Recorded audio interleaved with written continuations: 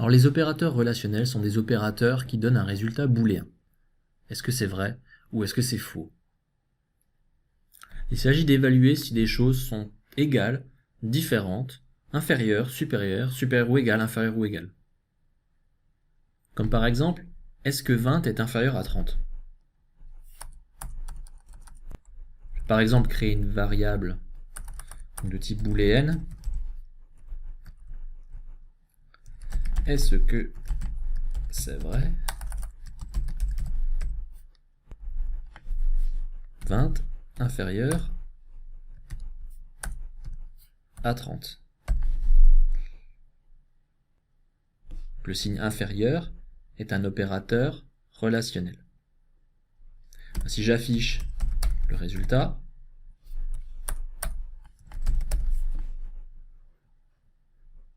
on s'attend à avoir vrai, c'est-à-dire true.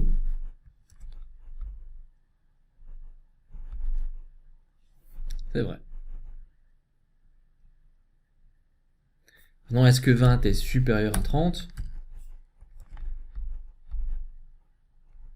Évidemment, quelle surprise, false. Alors comment ferait-on pour vérifier l'égalité entre deux nombres? On ne peut pas utiliser le signe égal. Le signe égal, c'est un signe d'affectation. C'est comme si j'écrivais ici 20 égale 30, puis est-ce que c'est vrai égale 20?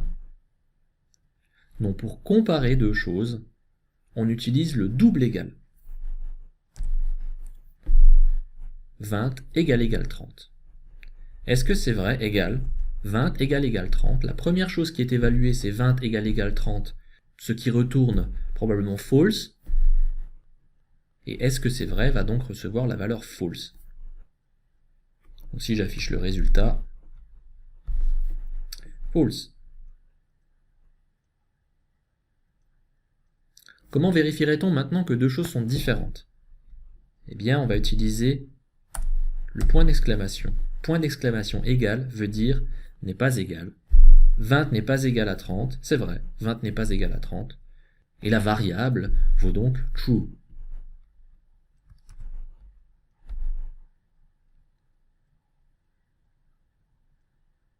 Alors ce signe égal peut également être combiné avec le signe supérieur ou le signe inférieur.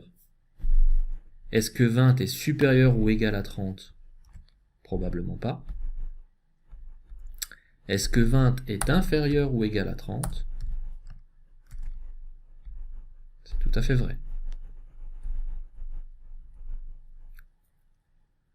Alors ici 20 et 30 sont des nombres fixes. On aurait pu tout à fait utiliser des variables. Int nb1 égale 20, int nb2 égale 30,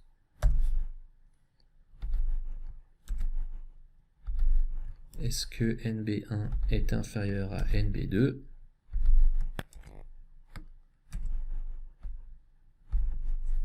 True. Alors ces opérateurs relationnels peuvent vous permettre de comparer des valeurs ou des variables de type primitif. Je pourrais tout à fait comparer deux floats.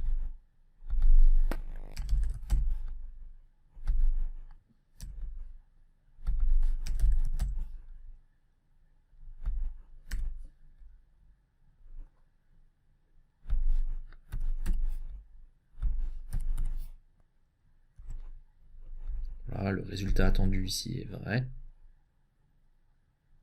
Et je pourrais aussi comparer des caractères, par exemple.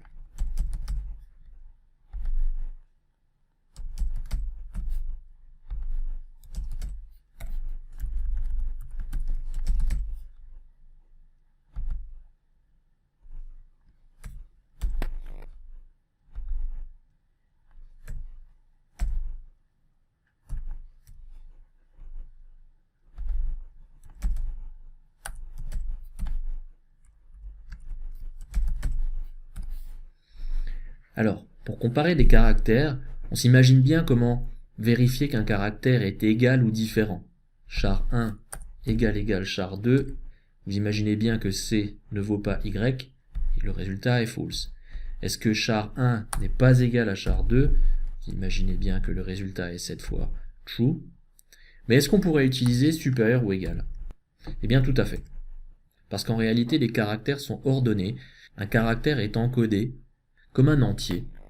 Et il suffit que dans la table des caractères, dans le jeu de caractères, un caractère soit après un autre caractère pour qu'il soit considéré supérieur. Est-ce que char 1 supérieur à char 2? False. Effectivement, dans le jeu de caractères, le C est devant le Y.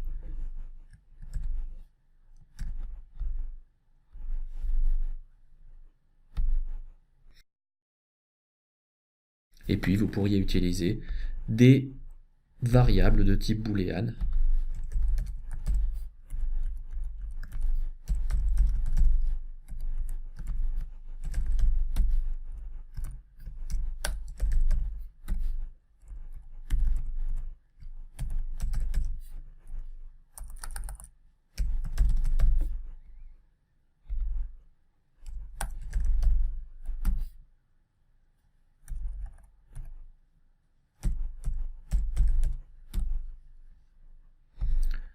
Est-ce que true vaut false? Non. Le résultat est donc false.